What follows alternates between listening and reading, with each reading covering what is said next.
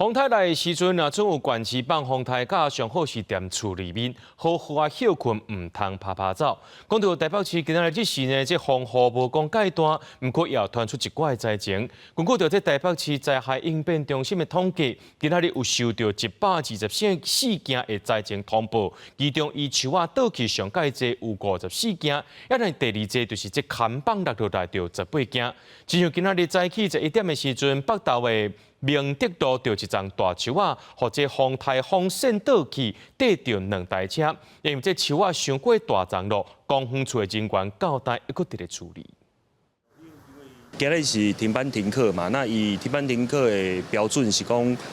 平均风加7级以上啊，阵风加10级以上，所以今天也是有达到这样子风力的标准。那路树倒塌还是在所难免，所以我们还是尽量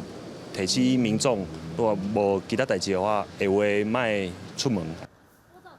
提醒观众朋友，唔通拍拍走，就是这个原因。咱对这画面会当看到讲，加在一个乌多巴的民众，伊骑了有较紧，后一秒规丛树仔就雄雄倒落来，去缀着停伫路边2台车。发生这个路树倒去的地点是伫咧北投明德国小边啊。早起11点外的时阵，警方接到通报，赶紧来到现场处理。不过因为这树仔伤过大丛咯，公园处的人员也搁即马搁伫处理丛树仔。台北市灾害应变中心也要提醒民众，愈暗风雨会愈大，无代志千万唔通出门，才会当避免危险发生。